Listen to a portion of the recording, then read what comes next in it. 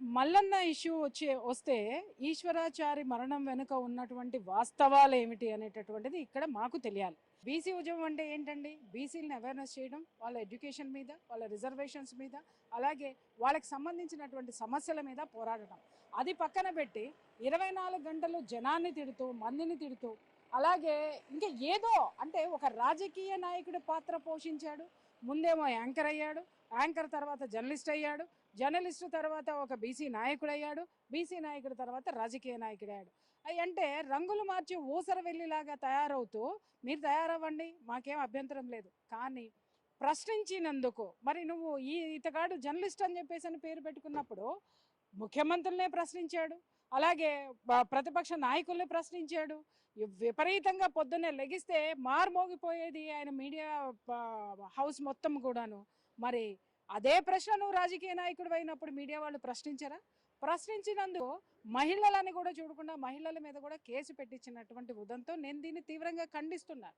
ఎప్పుడైనా సరే రాజకీయ నాయకుడు జవాబుదారీతనంతో ఉండాలి, అలాగే ప్రశ్నలకి ఆన్సర్ ఇచ్చి తీరాలి. ఇవ్వకుండా భయపెట్టి భయభ్రాంతుల్ని చేసేటటువంటి విషయాల్లోకి వస్తే ఖచ్చితంగా మాట్లాడుతున్నారు కదా మెయిన్ స్ట్రీమ్ మీడియా అని.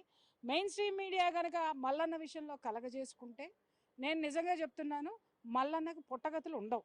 రాజకీయ జీవితం ఏదైతే ఉందో అది మొత్తం సమాధి కట్టేస్తారు. ఎందుకు అనంటే అన్నీ ఉన్నాయి లోపల. కాబట్టి రాజకీయ నాయకుడిగా ఎదగాలి అనుకున్నప్పుడు కలుపుకొని పోవాలి, అన్ని వర్గాలతోటి అందరితోటి సామరస్యంగా ఉంటేనే, వాళ్ళ మద్దతు ఉంటేనే మనం ఏ ఉద్యమాన్నైనా సరే మనం సాధిస్తాం. అది మర్చిపోయి నన్నెవ్వడు ప్రశ్నించొద్దు, నేను మొనార్క్ని, లేకపోతే నేను ఇంకొకటి అని మాట్లాడితే ఇక్కడ మీడియాలో ఉన్న ప్రతి ఒక్కళ్ళు కూడా మీడియానే మొనార్క్. అర్థమైందా?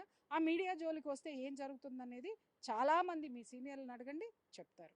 కాబట్టి ఇక్కడ ఆయన చర్యల్ని గర్హిస్తూ, అలాగే ఆ ఈశ్వరాచారి గారి మరణం వెనక ఉన్నటువంటి వాస్తవాలు మాకు కావాలి. ఇదే ఈశ్వరాచారి మరణం వెనుక ఉన్నటువంటి నిజాలే, వాస్తవాలు ఏంటనేది బయట పెట్టాలి. సమగ్రమైనటువంటి విచారణ, ఇన్వెస్టిగేషన్ జరగాలి. ఆ పోలీస్ రిపోర్ట్ ఏదైతే ఉందో అది ప్రెస్ మీట్ పెట్టి పోలీసులు ఖచ్చితంగా జనాలకి మీడియాకున్న ప్రశ్నలన్నీ జనం మధ్య నుంచి వచ్చేటటువంటి ప్రశ్నలే, అది ప్రజలకు వివరించాల్సినటువంటి అవసరం ఉంది. నేను తీన్మార్ మల్లన్న చేసిన సహాయం పైన ఒక వీడియో చేసిన. సరే, సహాయం చేయడం గొప్ప పనే. ఒక మనిషి సహాయం కోరి నీ దగ్గరకు వచ్చిండ్రు, నువ్వు వాళ్ళకి సహాయం చేసినావంటే బాగానే ఉంది. కానీ నేను వీడియోలో అడిగింది కూడా ఇదే, ఇప్పుడు మళ్ళీ కూడా అడుగుతున్నా నేను. ఏంది అని అంటే, మన పెద్దలు మనకు నేర్పింది ఏంది? నువ్వు సహాయం ఈ చేతం చేస్తే ఈ చెయ్యికి కూడా తెలవద్దు అంటారు. కానీ నువ్వు చేసింది ఏంది? నీకు ఆల్రెడీ ఫాలోవర్స్ ఎక్కువ, ఎవరు పడితే వాళ్ళు చూస్తూనే ఉంటారు నీ వీడియోలు. అట్లాంటప్పుడు ఒక చిన్న సహాయం చేసి, పాపం గతి లేక లవ్ మ్యారేజ్ చేసుకొని అటోళ్ళు ఇటోళ్ళు సపోర్ట్ చేయకపోతే ఆ పిల్ల 3 పిల్లలకి తినిపించేటందుకు కూడా ఏం లేక, రెంట్కి ఏం లేక నీ దగ్గరకు వచ్చి అడిగితే నువ్వు చేసే పని ఇది. తీసుకుపోయి ఆ వీడియోని ఇన్స్టాగ్రామ్లో నీ పేజ్లో పెట్టుకో, అన్నిట్లో పెట్టుకొని ప్రతి దాన్ని కూడా నువ్వు వ్యూవర్షిప్ కోసము, పైసల కోసం, వీటి కోసమే నువ్వు వాడుకుంటా అంటే వేరేళ్ళ జీవితాలు ఏం కావాలి? బీసీల పోరాటం చేస్తావు, ఒక పార్టీ పెడతావు. మరి బీసీల పోరాటం, బీసీలకి నువ్వు ఏం చేస్తున్నావు అనేది చూపించుకోవాల్సిన అవసరం ఏంది? నువ్వు జనాల మధ్యలో తిరిగి నువ్వు చేసుకుంటూ పోతే జనాలే నీకు ఓట్లు వేస్తారు, జనాలే నీకు పబ్బం కడతారు. కానీ అదంతా వదిలిపెట్టేసి నేను ఇగో ఇది చేసిన, నీ 20,000కి ఇప్పుడు ఇంత కథ జరగాల, ఇంత ఫ్యామిలీ నాశనం అయిపోవాలా, తర్వాత నువ్వు 15 లక్షలు ఇచ్చి సెటిల్మెంట్ చేసుకున్నావు అది ఇది అనేసి ఏదో అంటున్నారు. దాని సంగతి కూడా బయటికి రావాలి. మరి ఇవన్నీ కాకుండా జస్ట్ ఒక 6 సెకండ్స్ 8 సెకండ్స్ వీడియో బయట పెట్టినావు, ఏమర్థమవుతుంది దాంట్లో? మొత్తం అదే ఒకవేళ నీ ఆఫీస్ పైన బీఆర్ఎస్ వాళ్ళు వచ్చి ఎవరో మనుషుల్ని పెట్టించి నీ ఆఫీస్ని మొత్తం కుల్లవుడిచేసిండ్రు, ముక్కలు చేసిండ్రు, నీ కంప్యూటర్లు ఎత్తేసిండ్రు, బెంచులు వలగొట్టిర్రు, అద్దాలు వలగొట్టిర్రు అన్నది మాత్రం ఫుల్ వీడియో వేస్తావు.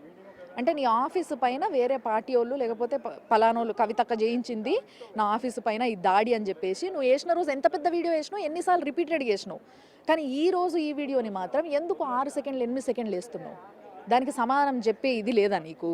అంటే బీసీల కోసం నువ్వు ఏం చేద్దాం అనుకుంటున్నావు? నేను ఇంతకుముందు కూడా నిన్ను అడిగినా, ఇప్పుడు కూడా నిన్ను అడుగుతున్నా. కులంలా మతానికి ఎక్కడి నుంచి రిజర్వేషన్ వస్తుంది? దానికి సమాధానం చెప్పవెందుకు? దాన్ని ఎందుకు అడగవు? పోరాటం ఎత్తుకున్నోనివి న్యాయంగా ఎత్తుకో, చిత్తశుద్ధితోని చెయ్యి, అందరూ నీ వెనక నడుస్తారు. లేదు నువ్వు ఇట్లా అడ్డగోలుగా చేస్తా అనంటే బీసీలే తంతరు, అది గుర్తుపెట్టుకో. అదొకటే నేను చెప్పాలనుకున్నది. సో దయచేసి ఎవరైతే చూసిండ్రో ప్రతి ఒక్కరు, అంటే నాకైతే నేను పుట్టినప్పటి నుంచి వెళ్ళి నా ఇంట్లోళ్ళు కానీ, అంటే తెలంగాణలో మొగోళ్ళ కాళ్ళు ఆడపిల్లలు ఎక్కడ ముఖ్యంగా నేను చూడలే. భర్త అయితేనో అత్త అయితేనో మామ అయితేనో తప్పితే, అదే ఒక అన్న అని ఒక ఆడబిడ్డ వచ్చింది నీ దగ్గరికి, నువ్వు దాంతో కాలు మొక్కించుకుంటావా? కాలు మొక్కించుకునే పద్ధతి ఏడికెళ్ళి వచ్చింది? ఎవరు నేర్పింది నీకు ఆ రీతి? అది దానికి ఆన్సర్ చెప్పవా? ఇట్లాంటివి ఎన్నో విషయాలు ఉన్నాయి నిన్ను అడిగేవి. నేను ఫోన్ చేస్తే కూడా ఎత్తలేదు. నేను ఫోన్ చేసి నేను నీతో మాట్లాడేది ఉంది, నిన్ను అడగాల్సిన ప్రశ్నలు ఉన్నాయి అని చెప్పేసి ఫోన్ చేస్తే ఎత్తలేదు. ఇంతకు ముందు నేను ఇంటర్వ్యూ చేసినప్పుడు కూడా ఫోన్ చేస్తే ఎత్తలేదు. మెసేజ్ పెట్టినా నేను, అన్న ఏం భయపడుతున్నావా, నేను అడిగే ప్రశ్నలకి ఏమైనా భయమా నీకు అంటే, లేదు లేదు రా అని పిలిచినావు. మరి ఈసారి ఏమైంది? ఇప్పుడు కూడా ఫోన్ చేస్తా మళ్ళా, ఎత్తు, నీకు దమ్ముంటే ఎత్తు, నీ ఆఫీస్కే వస్తా, కెమెరా పెడతా, నిన్ను అడగాల్సిన ప్రశ్నలు అడుగుతా, దమ్ముంటే ప్రతిదానికి ఆన్సర్ చెప్పి తీరు. చెప్పాల్సిన అవసరం నీకు చాలా ఉంది. నువ్వు ప్రజల్లో ఉన్నావు, నువ్వు ఇప్పుడు ఒక మెట్టు ఎక్కాలనుకుంటున్నావు, రాజకీయంగా ఒక పార్టీ పెట్టుకున్నావు, నీకు సపోర్ట్ కావాలి అని అంటే అడిగిన ప్రశ్నలన్నిటికీ కూడా సమానం చెప్పు.